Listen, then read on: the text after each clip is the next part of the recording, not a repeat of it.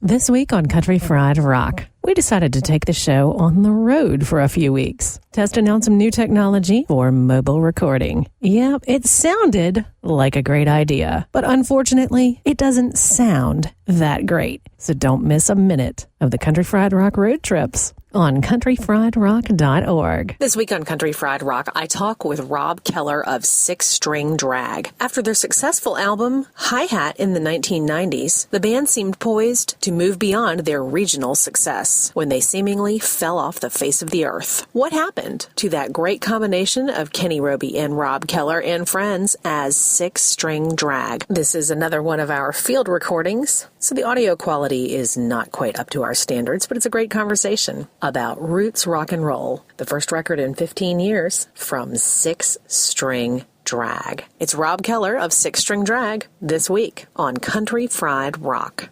My guest today on Country Fried Rock is Rob Keller, bass player, musician, songwriter, producer, and currently back with Six String Drag again. Hey. Hey.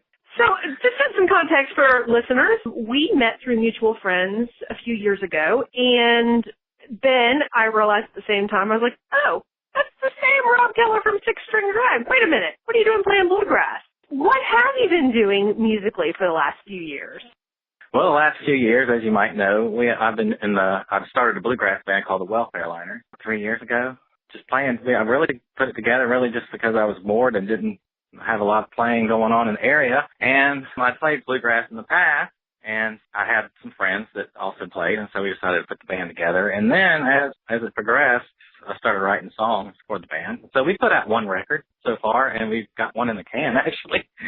Actually have another record supposed to come out next year. So that's what I've been doing really up until about a year ago. Been hooked back up with Kenny again, with Six String Drag, which has been a real blast. Got the one record about to come out, and we're really excited about it. There's lots of more that goes on with all that. Kenny Roby is, of course, the Kenny that you're talking about. And we actually featured Kenny on his last solo record, Memories and Birds, which was a beautiful record as well. Yeah, so, he recorded that at the same time we recorded the Welfare Liners, and we were swapping songs back and forth and playing each other's songs, because we were all through all this. So, yeah. Almost like brothers. We're like brothers.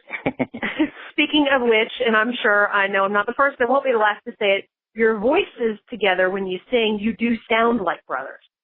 That's true. We love the brother harmony. Something really has clicked with Kenny and I as far as we seem to have our own little sound with it, and people seem to enjoy it. We enjoy it. At what point did it become, hey, let's see what Six String Drag might look like? Well, it kind of started probably over a year ago. We talked about maybe Kenny and I just doing a record together as a Kenny solo record, and then me playing on it. And then it progressed into, well, let's get Scott Miller. And then it progressed into, well, let's fly Duffy in for this little project. And so then it still was going to be maybe a Kenny Roby solo because we didn't know what the band could get back together and actually play on the road. We decided to do some of that, actually just Kenny and I being Six String Drag as a duo, just the two of us with the acoustic guitar and stand-up bass, or get some other guys and be able to go out and play as a Six String Drag, the band, the rock band. I got to see y'all as both a duo and as a band then over this reinterpretation of what Six String Drag is.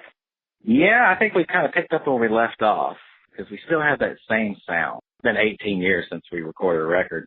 And I like to think that even if we stay together all this time and we had recorded, made all these albums in between during all these years, that we still would have come out with a record that sounded like this at this time. Hey, y'all, this is Sloan Spencer, the host of Country Fried Rock. We've had an incredible year with more people finding us on the radio and our podcast than we ever imagined. Thank you all so much. Careful what you wish for. You just might get it. Oh, yeah. And if any of you all are experts on Adobe Audition, would love some help fixing up these last few field recordings, helping to get rid of that echo and improve the sound, because next week's show is pretty darn fabulous. Hey, this is Rob Keller from Six String Drag on Country Fried Rock. In the meantime, both of you have really, really developed as players and writers. Yeah, I think that we're better musicians. I mean, during all this time that we weren't together, we did get together a few times all through the years and do some little, not reunion things, but just play together. And then we've been in different bands, and we've kept in touch with each other. And just through the years, we still play that. We're lifers. We're playing music for life, whether we make money or not. Yeah, we're constantly playing. And so through all the years, we have developed better musicians, I believe. What's different for you all deciding to come back together and making this really be your choice to make it happen? I think we just decided to do it because we like to play together and we like the music. I think that's just the number one thing. There's never been too big of a market for us, probably, anyway.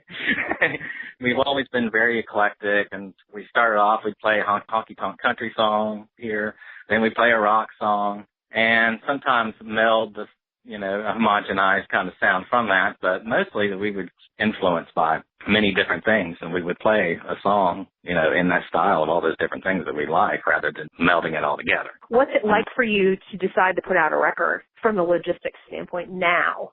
It's not too hard. Actually, it's kind of easier in these days. Anybody can put out a record if they want to. It doesn't take a little bit of money. You can record something on your phone and then record something and then release it digitally if you wanted to. And there was a chance that we might just do something digital, but, now it's escalated into even getting vinyl out, which I'm very excited about. That's actually why the record was pushed back almost a month, is because we were waiting for some vinyl records to be pressed, though. Have you been able to bring in other people to be part of the team to help make this successful?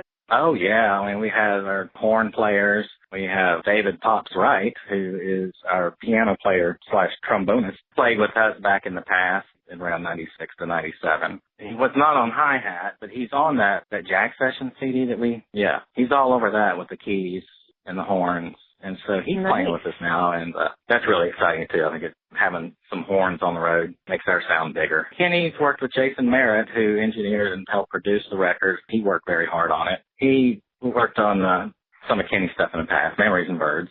People with the label, and as you know, Joe Swank helping us, and everybody's really excited about it, I think.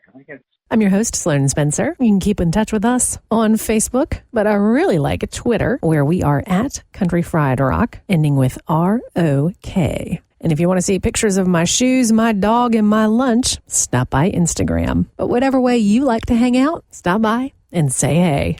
Hey, this is Rob Keller of Six String Drag. You can find out everything you need to know about us at www.sixstringdrag.com. That's with the number 6 or SIX. Where did y'all record? We recorded at Fidelatorium, Mitch Easter's studio. He did not record it. He wasn't around, but Jason Merritt, he was the mastermind. I would say Kenny and Jason probably had most to do with that. We did a lot of helping with the arranging of the songs and, of course, made up our own parts and stuff like that. But as far as producing, it was very collective. It's collective, I'd say. We were there for 4 days and we recorded this. Had you all already worked those songs up live prior to going in to record at Fidelatorium? No, we did not. Kenny had just written them, and we just got together and all played them for the first time. I went through song by song and just did some arranging and put them down on tape, and I think there's some real magic there.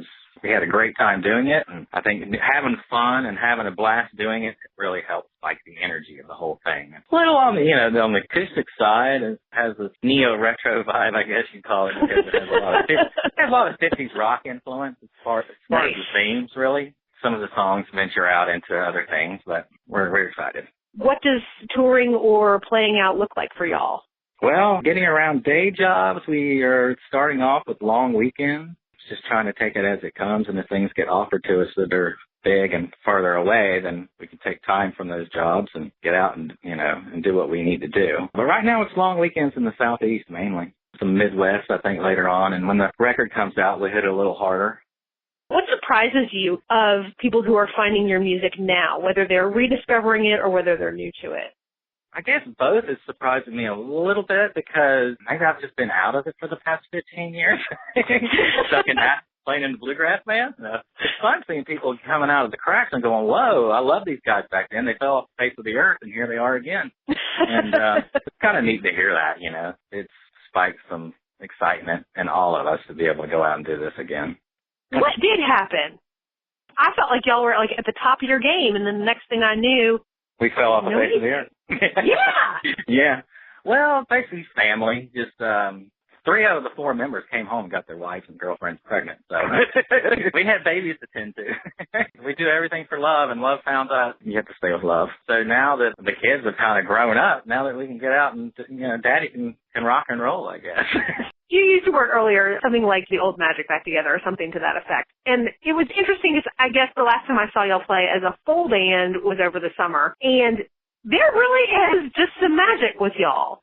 Yeah, I think so, too. We feel it, and it's real exciting when we play together, and that's why we like to do it, and that's why we want to do it as much as we can. Hey, y'all, this is Sloan Spencer, the host of Country Fried Rock. Those of y'all who listen on our podcasts, it's a quick hit of just the conversation. If you want the full radio program with all the songs that we talk about, ask for it on your local radio station, joining 20 other stations across the country. Get the goods at countryfriedrock.org. Hey, Six String Drag's new record, Roots Rock and Roll. You can get it digitally, but you can also go down to your local record store and buy it there, vinyl and CD. I know y'all did some house concerts a bit. How was that vibe for y'all?